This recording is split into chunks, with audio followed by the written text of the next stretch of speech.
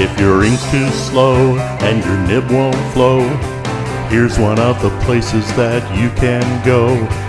Larry is here to see you through with Mr. Announcer and Cubby too. It's Larry's Fountain Pen Reviews.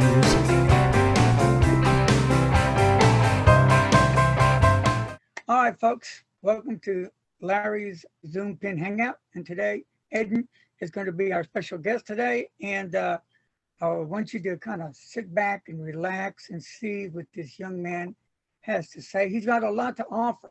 You know, he's young, energetic, enthusiastic. And in my opinion, I think he knows what he's talking about. He's headed in the right direction. And I believe he can help a lot of us pen folks out. So Eden, it's all yours, my friend, and thank you for your time. Thank you very much, Larry. It's a pleasure to be on your show today, and I'm very happy to be able to talk to your audience. So my name is Aiden Chow. I run Vintage Pen Co. USA. This was established for me in July of 2021, in this summer. I started repairing pens this summer and started my fountain pen journey 17 months ago in September of 2020. So I would like to do a quick show and tell of my pen collection and sort of walk you through my journey of fountain pen collecting. So the first pen I actually got was not a vintage pen. This pen came in May of 2020, but I don't count that as the start of my collection. This was just the start of me using fountain pens. So this is the first pen I got, the vintage inspired Conklin Durograph, which is based on the original Conklin company from the 1920s, which does very quality vintage pens. So from that point on, I became enamored with vintage aesthetics of fountain pens and looked more into pictures online of vintage pens and people's collections on social media. And one pen that particularly caught my eye was this one, the Parker Vacuumatic Golden Web, which is one of my favorite designs that Parker ever made. So the Golden Web was created in the late 30s, 1939, by the Parker Pen Company as a supplement to their Parker Vacuumatic line. And this had a very short production run, and so it was very rare, which is why instead of getting this as my first vintage pen, even though I loved it very much, I went for a more simple, more modest Sheaffer Balance, which shared its color scheme. This came from Tim Ettenheim, who's one of my mentors, and his pens were of amazing quality, and I was so inspired to get more because of this pen's wonderful, wonderful writing experience and good bang for the buck. Vintage pens cost about a quarter of the price of a modern gold nib, which is what I love about this one in particular. From that point on, I delved more into purchasing some fountain pens with striated patterns, which is what appealed to me at the time. So the next pen that I got was this Eversharp Skyline with the striated cap, which I'm a big fan of. I love the streamlined Art Deco design, which Eversharp mastered. You can see how this looks kind of like a locomotive right there. Right. And this pen was one from Tim as well. And I just really liked the striated design, which he was able to provide with this pen. And along with that, I had a Conway Stewart restored with a wonderful flex nib after watching The Crown, the British TV show, where many of the characters used Conway Stewart fountain pens. From that point on, I became more and more enamored with the striated design of fountain pen celluloids, so decided to purchase another famous striated pen, which is the Parker Vacuumatic. Yep. The Parker Vacuumatic, yes, very nice. And after writing once with the Parker Vacuumatic, which this one was restored by Greg Sheik, Antique Digger, I was stunned Yeah. by them and stunned by Parker pens. So from that point on, I got myself another Parker pen, the Parker 51, which remains one of my favorites. Great writer. I suggest everyone get one because it holds so much ink, especially the Vacuumatic version, and is such a smooth, reliable experience to write with. And this is the Vacuumatic filler system, which I'll get onto later, but is one of my favorites. And from that point on, I purchased more and more fountain pens that just fit my my needs for a smooth writing instrument with a nice look to it. I'd kind of moved away from the striated versions for now, as I wanted to expand upon my understanding of vintage pens. And in my quest to explore more filling systems, I decided to get myself a Schaefer Snorkel Sentinel, which has a conical Triumph nib and is also one of my favorites with the snorkel system. And then I began my restoration journey. The first pen and one of the restored pens that I've kept for myself is this Esterbrook J. This is a humble start to restoration, but then again is still one of my favorites. It's very reliable. I love the fact that you can interchange the nib. And this pen was the first pen I'd ever restored in June of 2020. From that point on, I began my own restoration company, Vintage Pen Co.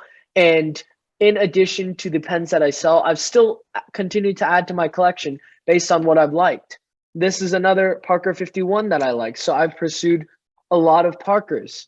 I got from that point on 2 more Vacuumatics, and I'm seeking to complete a set of Vacuumatic majors in all 6 of the available colors.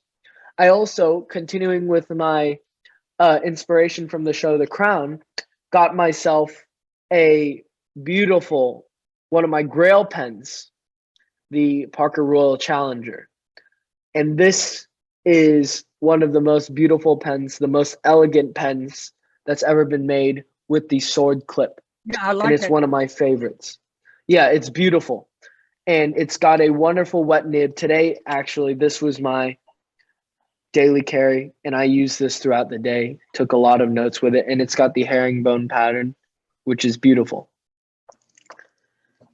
In addition to this pen, like I said, I also acquired my Grail pens. That's one of the main things that I've been doing recently with my collection. Instead of exploring more avenues, I've been acquiring my Grail pens of the brands that I've already explored. So to fill in those gaps and the gap that I left with my beginner collecting, I got the pen that inspired me to start it all, which was the Parker Golden Web, the Parker Vacuumatic Golden Web. Another Grail pen for me, another snorkel filler, is the Schaefer's PFM, one of my favorites. This is another very smooth, very big for my big hands, elegant fountain pen that is a marvel of Schaefer's technological prowess at the time. I've continued to collect a lot of Skylines and restore them as well. These are some of my favorite pens, again with the striated design. Yeah, I like that. Yeah, I love it as well. And this one actually I restored myself. It's in the regular size, and I just love the design and features of these Skylines and the color scheme and variation that they provide. And I actually just got a Skyline for myself. So speaking of Grail pens and acquiring Grail pens, I'd always wanted another modern pen. Even though I was much more enamored with the vintage world, I still wanted a modern Grail pen of mine, which was the Mont Blanc. And at the end of the last year, 2021, I was able to acquire my Mont Blanc Grail pen, which is this beautiful JFK, which Larry actually has done a review about, and it's a piston filler. So that's just another exploration of another filling system. And this JFK has quickly become one of the smoothest nibs I own. and one of the most pleasurable writing instruments with its great size and girth. I've also explored more earlier pens, even though they are not of primary interest. Parker's still of primary interest, and Wall Eversharp. I've explored Watermans, and that's one of my goals for the future, which we'll talk about later, is to explore earlier pens, such as this Waterman's 452 with a flexible nib. And I seek to discover more about the pens that inspired the Schaefers and the Parkers of the 40s and 50s later on, because I still believe that you have to start from the root, you have to start from the beginning. And to me, the beginning was Waterman's, and the pinnacle of Waterman's was actually not its first pen, but its pens in their golden age in the 20s. So you can see this is the Gothic engraved pattern on sterling silver overlay. And my newest acquisition, now that we're going to talk about it, is a gold-filled pen and also a Wall Eversharp.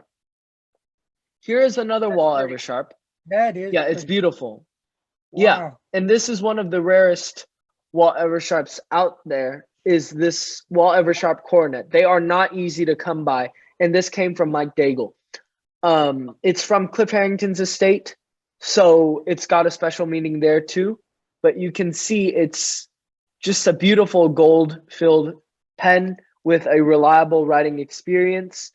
It is an absolutely stunning Art Deco design utilizing geometric shapes and Art Deco aesthetic, which is one of my favorite styles. Many of my pens are Art Deco styled, including the Royal Challenger, including the Golden Web, the Watermans, the Wall Eversharp Skylines, and all of those. So I've acquired many pens throughout my time as a restorer and a collector for myself, and I've kept some of my favorites.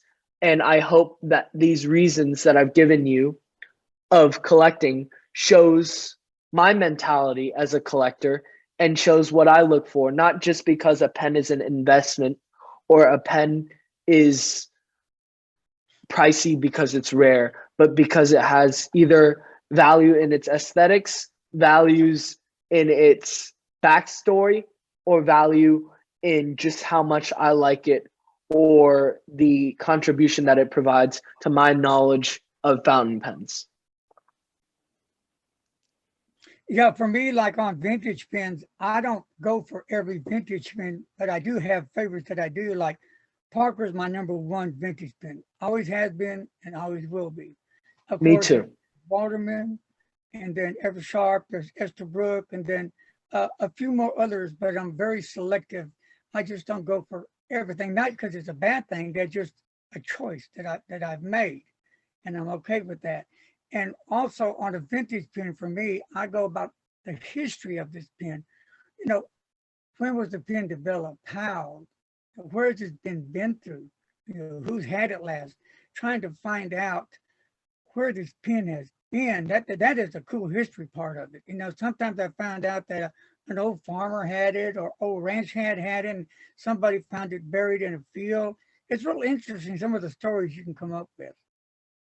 Yeah, and that's one of my favorite aspects of vintage pens, and why I try to find a good home for every single pen that I come across, and why I bring pens from their sorry state sometimes to a place of their former glory. This is a pen that I just restored in the last hour or so. It's a Parker Vacuumatic with wonderful transparency. The camera doesn't do it justice, but it's a Parker Vacuumatic Junior with a name engraved on it. Actually, it says Roy V. Waldner. So I know this pen belonged to somebody, and there is a personal connection that a vintage pen didn't just come out from a factory line straight to your hand. It came from the personal lives of someone else, and I want to preserve not only the legacy of the pen and the manufacturer and the history of the pen, but also of the former user of its past life. And that's what I kind of did with the Wall Eversharp Coronet, because on here there is also an engraving Okay. that says RV Jelinek. So I can trace this pen from RV Jelinek to Cliff Harrington to Mike Daigle and now to me. So I'm very happy that I can trace its pedigree, and I like a story in every single pen that I own, such as this one. The Parker Royal Challenger was used in the TV show The Crown as something that Queen Elizabeth II used in the 40s and 50s. I like the fact that that has a story behind it.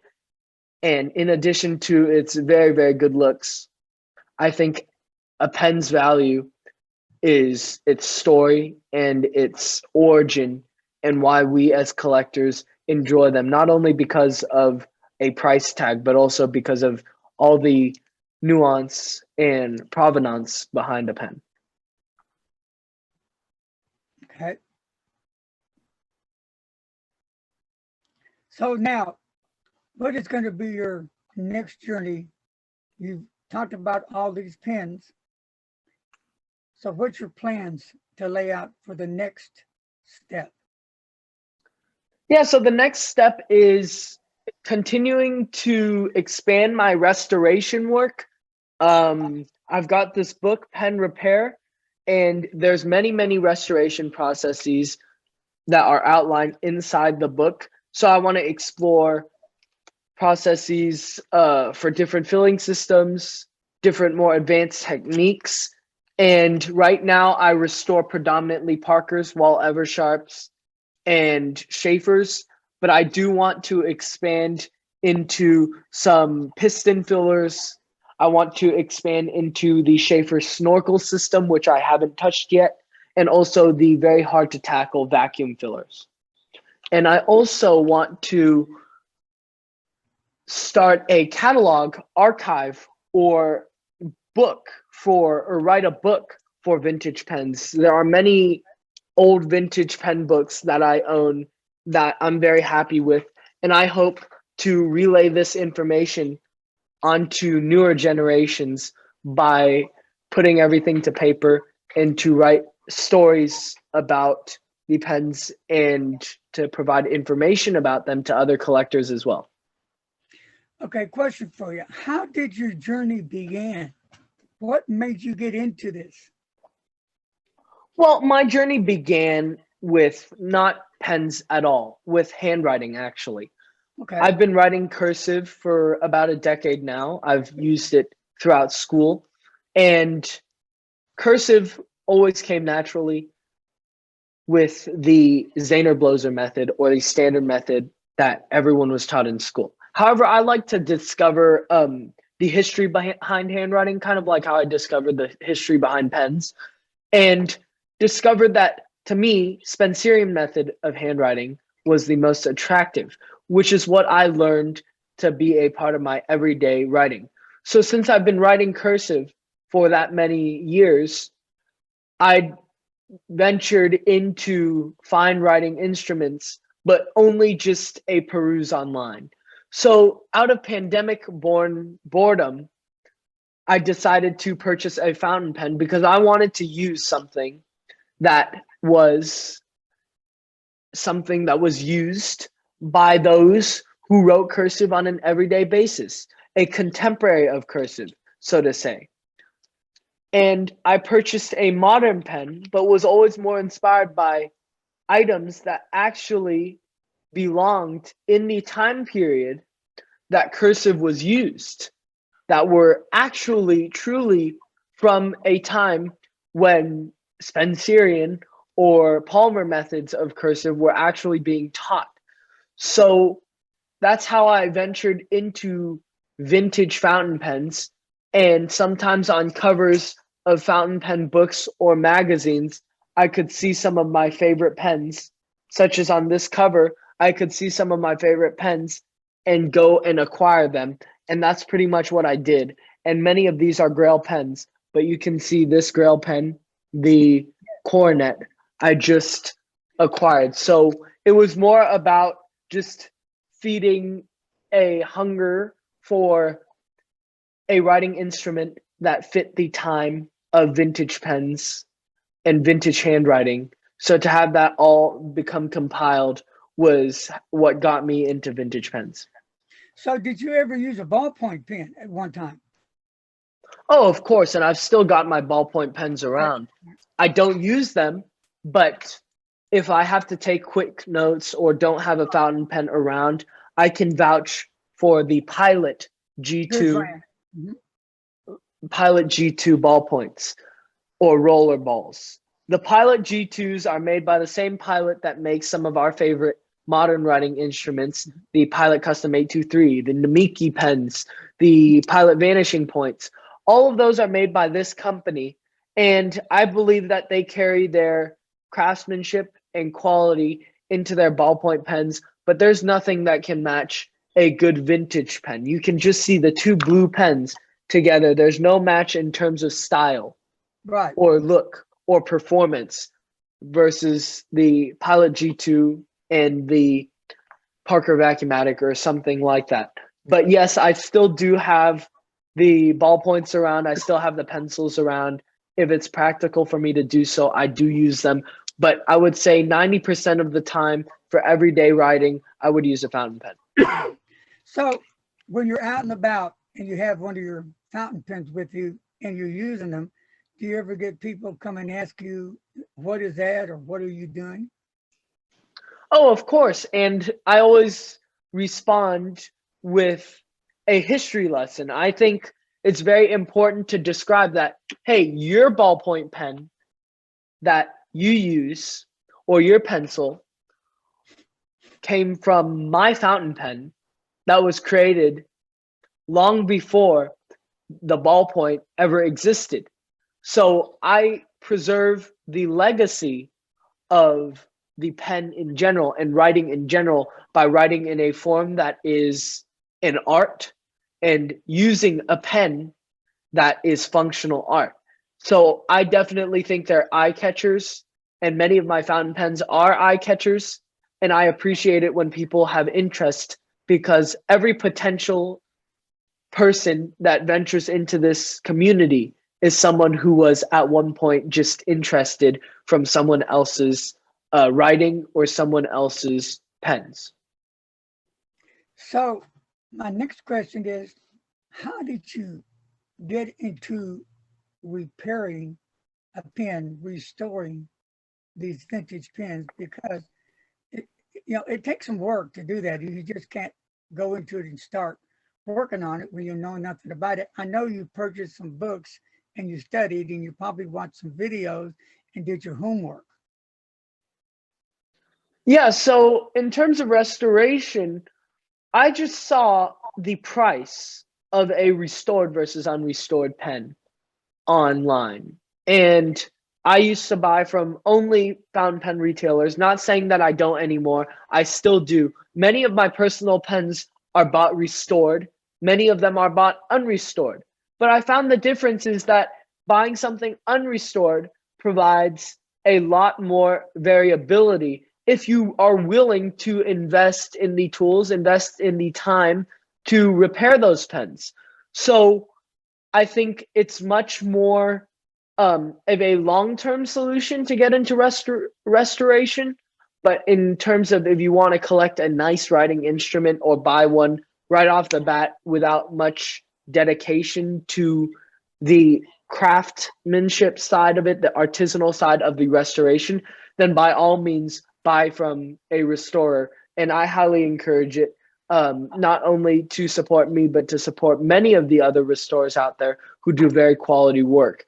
And I got into restoration, like I said, through Esterbrook's because I wanted to see how a pen worked. I wanted to see the lever mechanism on the inside and not just write with them. So I just tore one apart and figured it out because I had a lot of time on my hands, and restoration was the next step for me. Naturally, after having acquired many vintage pens, I just wanted to figure out how to get this to work. figure out how to get this to work, and not have to wait for the amount of time that it takes to normally send a pen out to restoration, or the amount of money that it takes. So I figured out how to do it by myself. Not saying that that's something that everyone can or should do if it's time prohibitive or cost prohibitive, but if you're willing to explore the mechanical aspects of a fountain pen, restoration is the most hands-on way to do so. Have you ever run into a problem with a pen that you just could not do anything with? You've tried everything you could, but still it just wasn't working. What do? Just save it for parts? I think that's a worst case scenario. There's always something, if you know the filling mechanism inside and out, and that's one of the tricks to restoration that is sometimes provides a high barrier of entry into the craft, is that a lot of people can restore one pen, but every single pen has its own character and every single pen has its particular problem. So to figure out what that is, to diagnose it, to fix it, is another story compared to just learning how to restore a generic pen and knowing the steps. I think you have to know the anatomy of a pen inside and out. And it's taken a lot of time and practice to figure that out for me. And it wasn't always easy. And if I ran into a pen that was really, really difficult for me to restore, and if the book didn't help, if mentors couldn't help, if I couldn't figure it out, what I would do is either sell it to someone who really didn't know what they were doing as parts or as a unrestored pen, or keep it in case of a rainy day, in case I needed another vacuumatic filler or needed another nib. So there's always parts that can be salvaged, and it's always important to have parts, as parts are finite. You're never going to have another Parker Vacuumatic producing plant that can make millions every year. So the parts that we have are the parts that we're going to get, at least right now. So I think it's always important to have some spare pens on hand. So how long have you been repairing pens or restoring pens now? Yeah, so I started restoration in June, July of 2021. June was when I officially started repairing. July was when I started Vintage Pen Co. And so I've been restoring for about from June to February, which is 8 months, more or less, and selling for about 7 months. And I always start off with the lever fillers, since that was the basic steps and that was what I cut my teeth on. So I didn't begin selling immediately. And even when I started, I always sold ester bricks first. So it took time, took effort, and took building up a client base in order to get me started in vacuumatics. In fact, I didn't sell my first vacuumatic for months.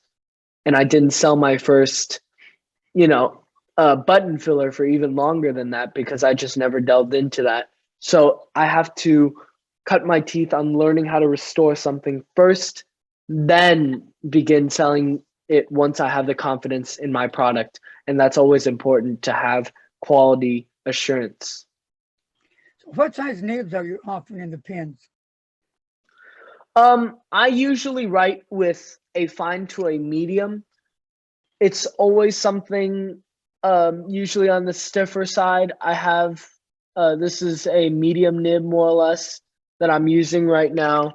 I've got many fine nibs, fine with slight bounce nibs, and only the Mont Blanc is broad, but everything else is about medium to fine, and not many flexible pens yet. Though I would want to explore more in that realm, I am currently sticking, in terms of everyday use, to the fines and the mediums. Now, do you get many emails from people that are in need of help with their pens, their nibs, or do you even have time for that? Oh, I have plenty of time for it. And if anyone emails me, it's my priority to get back to them as soon as possible because every single person that has a question is in need of something. So I try to provide and do my best to give them a reasonable answer in a reasonable amount of time. So I do occasionally get emails. Most of inquiries come from Facebook or Instagram, but I would love to get emails. If anyone has emails or questions or comments that they want to send them my way, and I am sure to promptly respond. I think mostly it's a lot of questions on forums or direct messages that people provide me. But yeah, occasionally I do get some emails. So what is your website so they can email you? Also, what is your website if somebody wants to buy a pen or have a pen repaired? And what pens do you work on? Yeah, so my page is Vintage Penco USA, Vintage Penco underscore USA on on Instagram. So you can see here, this is my page on Instagram, and they can see my contact information there, and they can email me as well. I've got an eBay page under the same name, Vintage Penco underscore USA. And on Facebook, I also have Vintage Penco there, and that is under Aiden Chow. So I've got all of these avenues of communication, and Larry and I'll make sure to get that in the description under YouTube as well. But it's definitely going to be through these social media sites or email, which is provided in the social media sites. So you can contact me any way you wish, and I'll be very prompt in terms of response, and I'll try to provide the best of an answer as I can. Okay, again, so what pens do you actually work on? People. So yeah, so pens that I work on, I'll give some examples of my work here. So here are some examples of my work. I work on Parker Vacuumatics. This one's in my personal collection, but then again, I restored one of them today as well. And I work on all types of Parker Vacuumatics. I also work on the Lockdown Parker Vacuumatics. So I work on all of these. All Parkers I can do. I can do all lever fillers. So here's a lever filler that I just did. A Schaefer's Balance, an oversized or full-size pen, I mean, which is now for sale. And I work on button fillers as well. So button fillers are mostly Parker, but other manufacturers have them. And these I can do as well. My service consists of a full polish of a fountain pen, tightening up of anything that's loose, such as the cap or anything like that, the polishing and tuning of a nib, the replacement of a sack or diaphragm, and the refurbishing of the filling system in whatever needs necessary. And if you contact me, I'll give you a quote for the specific pen that you want restored. So do y'all have pen club meetings where you live? And do you talk about the pens that you do? Is there a lot of interest? So we have 2 pen clubs where I live. I live in the greater Los Angeles area. So we have the Southern California Pen Collectors Club, which is the one started by Fred Krinke in the 1980s, which was one of the first pen clubs in all of the United States. So I'm a member of the Southern California Pen Collectors Club, and I'm also a member of the Orange County Pen Collectors Club, which is in the county over. And I go to meetings for both groups and have given information about vintage pens there, have discussed, bought and sold pens at those meetings as well. And we talk about vintage, we talk about modern. If anyone's in the LA area, contact me. I can get you in touch with members and meeting schedules and all of that information in the LA Pen Club and Pen Show. We have that going on soon in the next 2 weeks. So it's very exciting times, especially in Los Angeles. We've got 2 pen clubs that have just recently started meeting up again. So I've been an active member in both, and we talk about vintage pens predominantly, but we also have modern pens. Now, I'm going to ask you a question. We're going to move from pens a little bit, and we're going to dip into the ink. Tell me about some of the inks you use. Wonderful. So I have a bottle here and a bottle here to show you. So in terms of my everyday ink, I use a modern ink. I use Diamine Oxford Blue. I think it's a great dark blue. It's a wonderful ink to use for all-purpose writing. It's pretty saturated, but won't harm your vintage pens. It is very, very good for just any sort of form filling or everyday writing and all-purpose use, and it won't harm any pens. So I have this bottle here. You can see, I don't know if you can see in there, but it's about halfway used. It's down here now. Yep.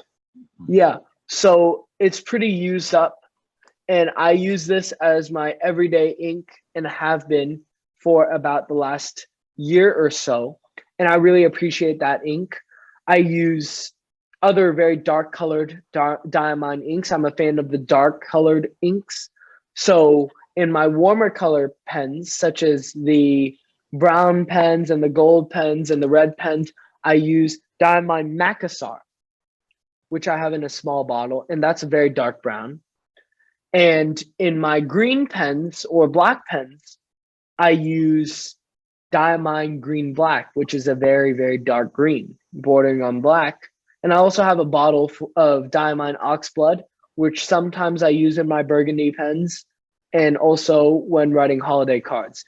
And when I test my vintage pens, anything that I restore to sell, I use this bottle right here, Vintage Schaefer Script. This is the most original ink that you can get to the time period of the 50s and the 40s, because this was made in that time period. So the fact that I use this means that everything that's in the pen, that's tested on the pen, is period, and I can trust that the results are accurate to what they would be when the pens were actually being used for everyday use, as this was made when the pens were actually in everyday use.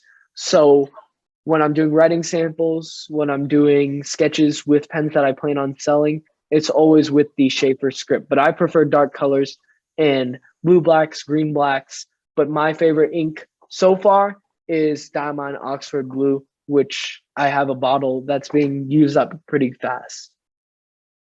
Do you ever deal or had a Schaefer school pen? No, I've never had a Schaefer school pen. I think the school pens that I'm familiar with are the Esterbrookes. I think these are the best school pens that have been sold on the market. They're everyday pens. They're great for school. If you lose them, it's not a terrible investment or loss. It's a great system where you can just swap out the nib by twisting it out like this. And these are some of the most beginner-friendly vintage pens. And I really believe in quality pens. I really believe that one pen can last you a lifetime, as they have already, because all these pens that I own and sell and restore have already lasted a lifetime. They've lasted 70, 80, 90 years. And I trust with thorough restoration, thorough maintenance, they can last for another lifetime. So something like the Parker Vacuumatic, this is the pen I recommend to everybody, because the Parker Vacuumatic has such a beautiful design, strong, robust character. I think these things can last for many, many years, and they can pretty much last another lifetime with good care.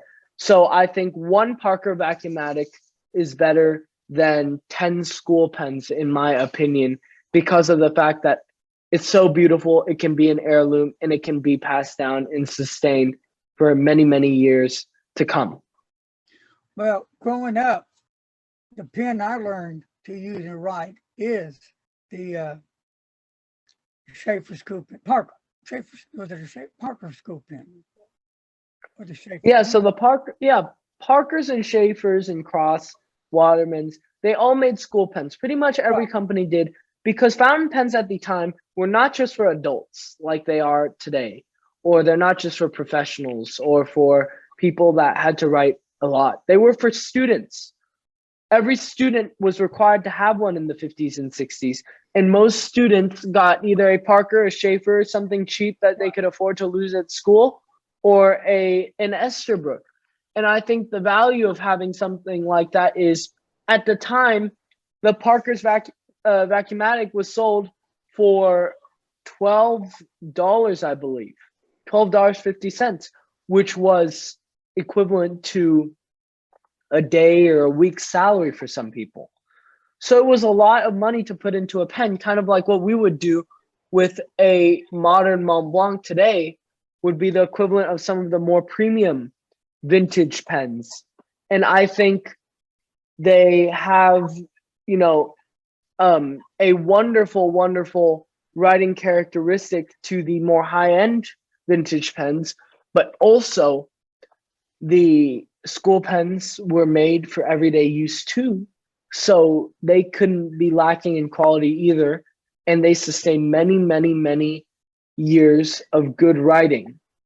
Well, mine was a Schaefer for sure, and Yeah. loved the pen, loved it. And one of the best all-time favorite inks of mine was the Peacock Blue ink by Skirp. Beautiful turquoise, and that lasted for a while. So finally they got rid of it, and they never brought that color back. So that's been the color of choice of turquoise that I really, really love. Let me show you real quick what it looked like. You can see Do you that. have a bottle nowadays? No, not of that. Wish I did. Well, you can, actually. Oh, I've been looking. Yeah.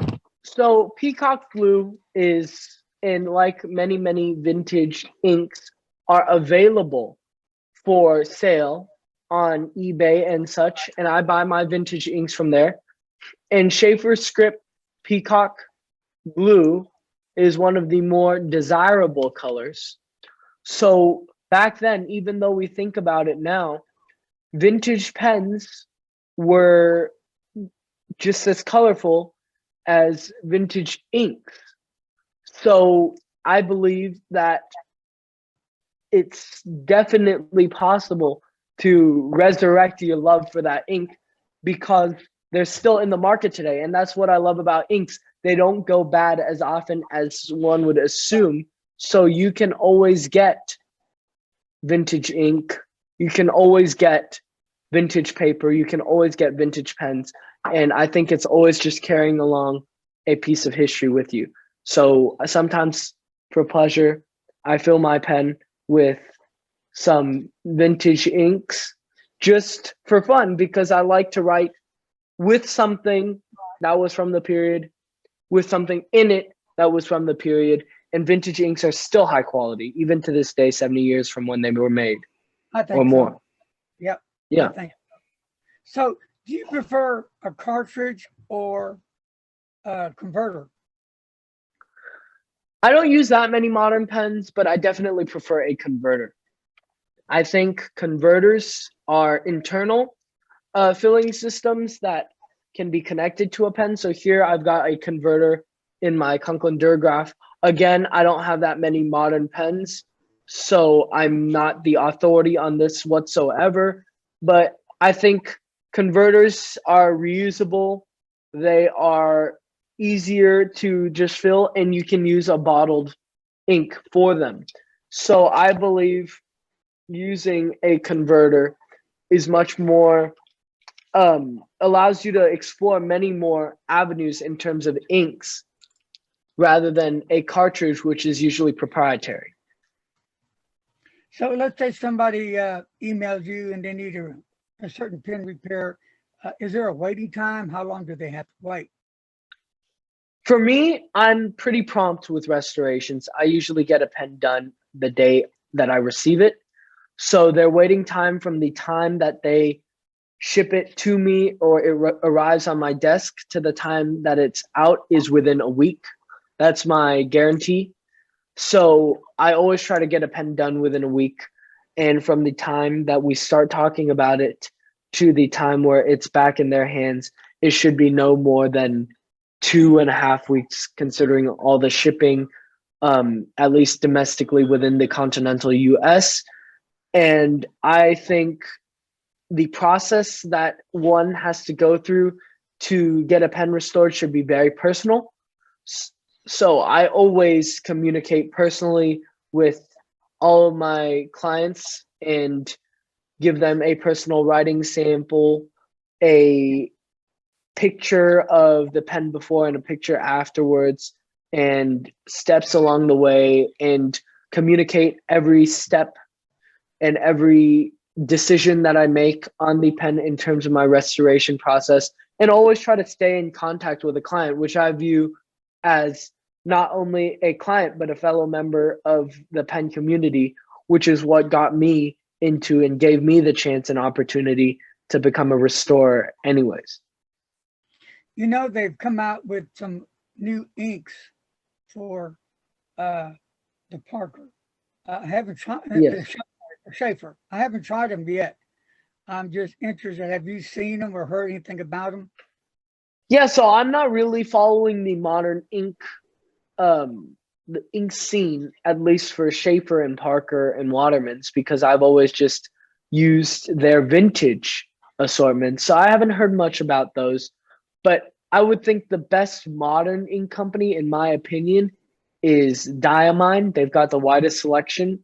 They've got the most amount of properties spread out through their range, with the exception of Noodlers, which sometimes is advertised as not being very safe for vintage pens. And their bottle is really attractive as well.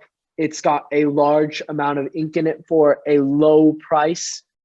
And I think Diamine's selection keeps on growing, and they're very safe for vintage pens. But I have not been very aware of the new Schaefer's ink. I heard something about it. But if you want Schaefer's ink, I highly recommend getting yourself a vintage period bottle. You won't be disappointed.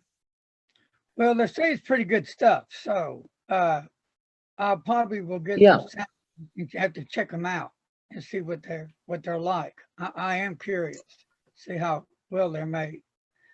So what is your next project going to be? My next project's probably going to be what we mentioned earlier, which is to continue growing my horizons on vintage pens and to continue exploring these pens that are in the pictures here. And I really do want to explore more earlier pens. And since we're talking about projects, this is about my personal collection, of course. Other than learning restoration, which we talked about earlier, I want to get into more early Watermans. I want to finish this collection of Parkers and continue to collect different varieties of Parker Vacuumatics. And in terms of Esterbrook's, or not Esterbrook's, Eversharps and gold-filled pens, I just ordered myself another gold-filled Wall Eversharp pen, which is a gold-filled version of the Skyline. Okay. So I want to start a sub collection of gold-filled pens since I love the design so much. So those are my collecting projects. Yeah. Go ahead. That you're using now. The current pens that I'm using now, well, I use all of my pens in my collection. The day for today, the carry was this Parker Roll Challenger. The pens I have inked up are this one, the Golden Web, the green Parker Vacuumatic, The Mont Blanc is usually used for signature, so it's always inked up. I've got my two Parker Vacuumatics, which are almost always inked up.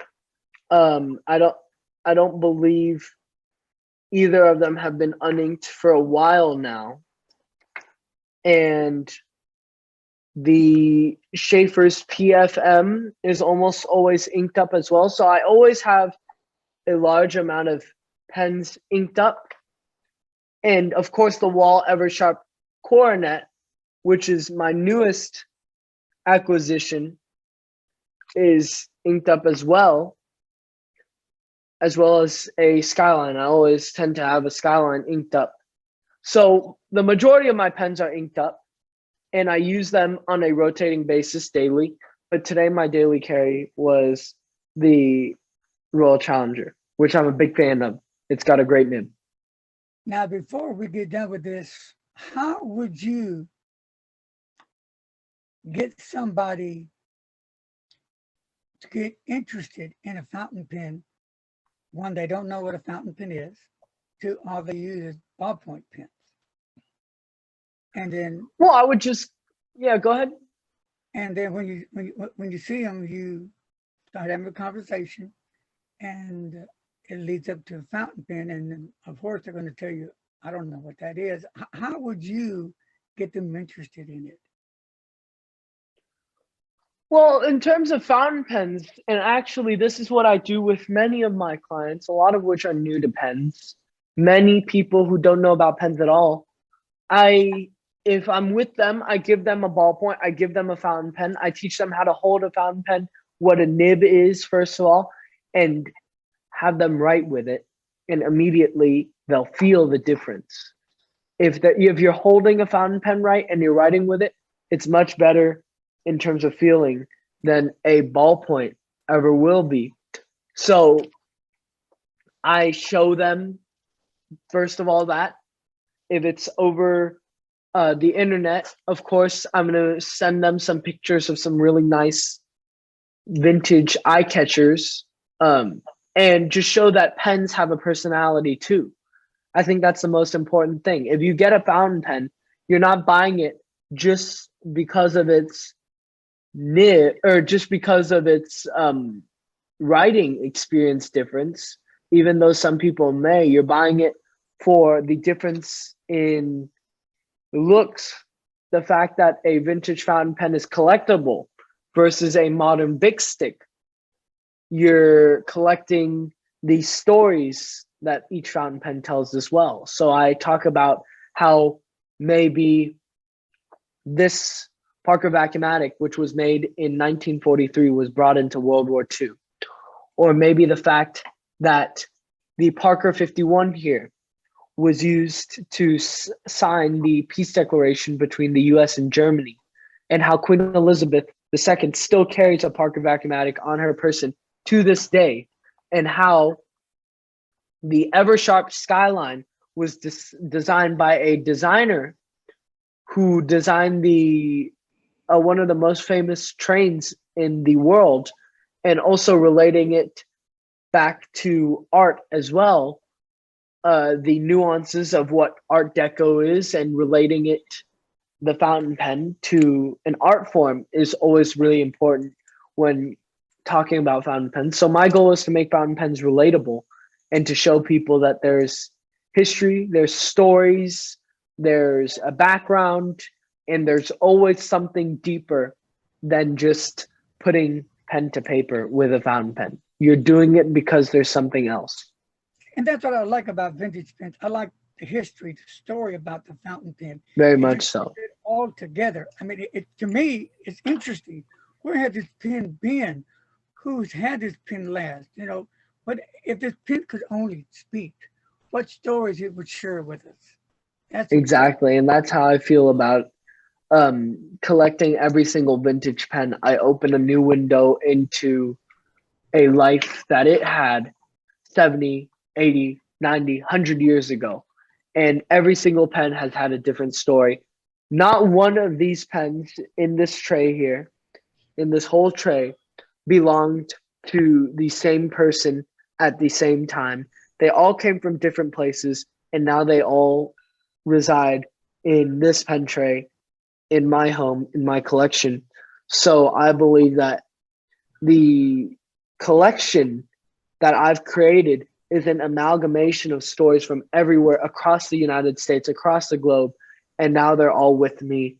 And I have a majority of pens that are vintage, so there's just that many stories that they can tell of their past. Now, one last thing, because I forgot to ask this question, but it was brought up once by you when we were on Zoom one night. There's a young little boy that really caught my interest because of the age and the interest. Can you share a little bit about that? Yeah, so I don't know him very well. I know he is a part of the Big Apple Pen Club in New York. And I shared this story because it's just an example of how vintage pen collectors come in all shapes and sizes, all ages. And they're not the, the retired lawyer, retired doctor that everyone perceives them to be, or historian or professor or something like that. They come in all shapes and sizes. And I think as a young person myself, that many of us are getting into vintage pens, getting into, analog experiences and acquiring pieces of history that we never got to experience. We never had the fountain pen in school as a mandatory requirement. We never had to fill up a bottle of ink without spilling it on ourselves, or spilling it on ourselves as a school experience, or having a pen leak in our shirt pocket. That was never part of our childhood, part of our life. So that was just an example of another person who is younger than me in the lower middle school in New York. I don't know him particularly well, but I will always remember him as an example of someone who has really delved into the world of pens, just like I have, that wasn't born to it, wasn't native to it. And how old is he? I believe he's in the middle school now. He's got to be somewhere 12, 13, I believe. He's been collecting for a few years. I think he's pretty experienced and has built up quite a large collection of modern and vintage pens now. Wow, that's interesting. Yeah. Yeah, really. He's prodigious actually. He's very smart. He's very well spoken. He's got a lot of vintage pens and he's got a lot of experience with them. So folks, it's people like Adrian and that little boy we're talking about that are going to feel people nowadays that are getting up there in age, or the people that finally pass away, they pick up the pen and they carry it with them, and then they'll continue the journey. And that's how it works. So we're thankful that Adrian picked up the pen and ran with it, because we need more people like you in this. You're valuable. Yeah, thank you very much. We appreciate it a lot. So is there anything you want to say before we go? Well, I just wanted to say that in terms of vintage pens, there's a whole new world out there, or I should call it a whole vintage world out there. It's a totally different realm than the modern pen, even though it's inspired. It's a different experience collecting something that was from that time period, that you get to experience how people wrote in terms of absolutely period, a period experience. I can't put it any other way. There's nothing closer to the golden age of fountain pens as something produced and used in that time period. So I would just encourage everybody to experience a vintage pen, to collect vintage pens, to at least delve into the history of your modern pen, whatever that may be, whatever modern pen you collect. Discover why a pen is like a pen. Not only its backstory, for example, this is the JFK because JFK used a Mont Blanc, but also discover why it's a piston filler or why um, the Mont Blanc piston filler came to be, or how did it come to be, and what systems came before that. What pens inspired the design, the streamlined design of the Mont Blanc? Actually, it was a Schaefer balance, which inspired the torpedo design in the first place. So I think there's just a lot of history out there with pens. There's a lot of exploration that needs to be done, a lot of collecting different specimens and cataloging them, archiving them that needs to be done. And I believe if we get more people into vintage pens, and if I get more people to experience a pen like a Parker 51 or experience a pen like the Parker Vacuumatic, I think people will really see the difference, and I think we can grow this community. Edwin, I thank you for taking the time to join me and share your journey, your story, and your love and enthusiasm for fountain pens. I hope it continues, and I hope people will listen and give you a try, because I believe that you're the man can do the job for them. You know, people will say, oh, I don't think so. Because sometimes people say, well, he's too young to do that. Or, you know, I believe you're the man for it. And I'm going to find me a pen that's sent for you to work on. Great. Thank you very much. It's going to be a Parker. Yeah. Yeah. Yep. Yes. And a Parker. And I would be honored to work on any pen for anybody who's watching.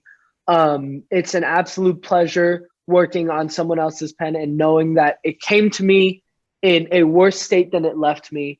And when that owner gets it back and they ink it up and they're so happy that they get their grandmother's pen or their aunt's pen or their uncle's pen or their father's pen, and how happy it makes someone, I think that's the reward. That's part of the profit for me, is to see the joy it brings someone to use a fountain pen, the passion that we all have for writing, and the fact that we're single-handedly, this community, saving a lot of what cursive is.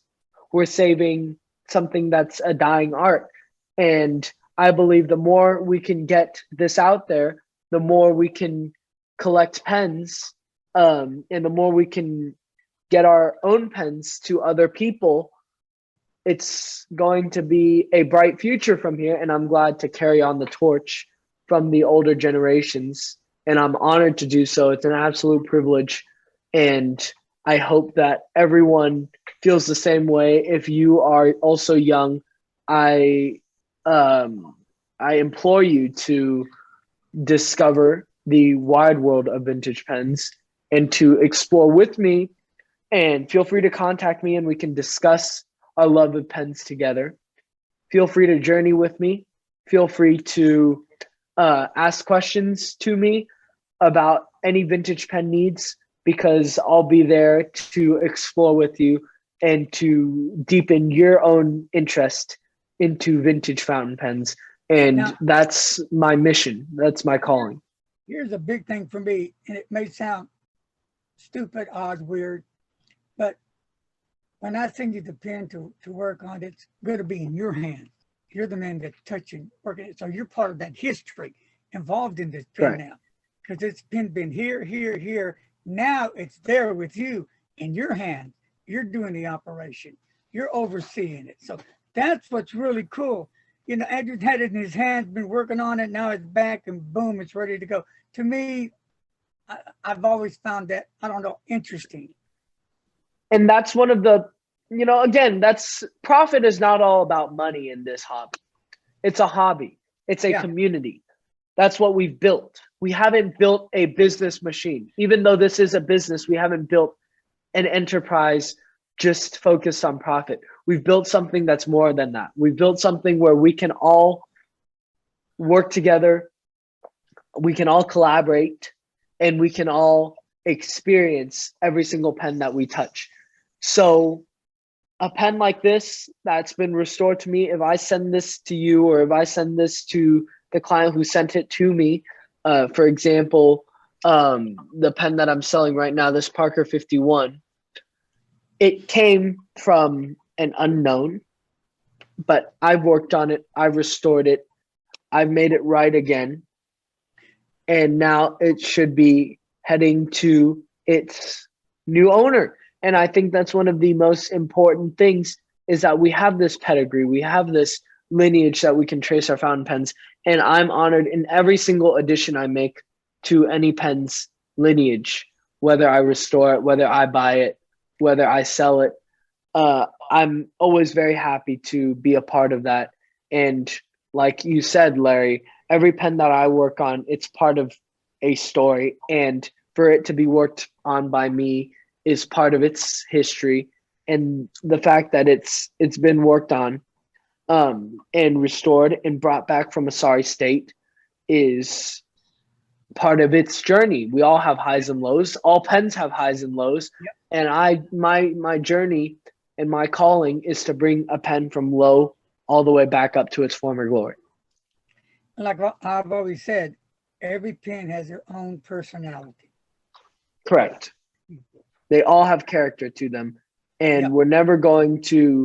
there's never going to be a shortage of character in terms of vintage pens. That's not going to happen. There's no vintage pen that's going to be uniformly the same as another. They're all going to have their little differences, their distinctions, the way they write. There's no two pens that are exactly the same. It's not like a modern injection molded, consistently boring ballpoint. They're all unique, they're all interesting, and they've all had different backstories and origin stories, which is what I love about vintage pens. You're never going to have one that's the same, even though I have two Parker Vacuumatics of the exact same color here. You can see that, of the exact same color. Right. They were made in different years. They have different cap patterns, and they have different jewels. One has a single jewel, one has no jewel. So you can see that every pen's got its nuances, every pen's got its uniqueness, and every pen's got a story. So I really appreciate that. Well, with that, we'll end it with that, Adrian, and thank you again. Wonderful. For joining us today, and we had to get together again soon. Yep. And we'll definitely get together soon. It would be my yes, sir. absolute pleasure to join another Larry's Pen Hangout, another Zoom conference, another Q&A, because I think as part of my business, it's not just to sell pens and restore pens, but it's also to provide information. I do a lot of the work for other people to acquire information and to remember it so that if anyone asks, I can give that to them and it would help their own restoration journey. So I've always been an advocate for researching as much as possible, making decisions through research. And it's the same thing with vintage pens. I believe that everyone should have a restoration done. Everyone should have a pen sort of investigated or explored or had the backstory told of. And vintage pens is where you do that. You can't really do that with a modern pen, but every vintage pen has a story that remains undiscovered and waits for that to happen. All right, my friend. Well, time to go. And I will be hauling that very soon so I can get a pen to you to work on. Fantastic. It's been an absolute pleasure, Larry, and I hope you have a great night. And if anyone wants to contact me, feel free. I am more than happy to work on your pen, sell you a pen, or just chat with you about vintage fountain pens. So everybody, God bless. May you have great pen journeys and great pen adventures, and may everybody find the pen that they love. Be safe, my friend. Talk to you soon. Thank you very much. Talk to you soon. Bye-bye.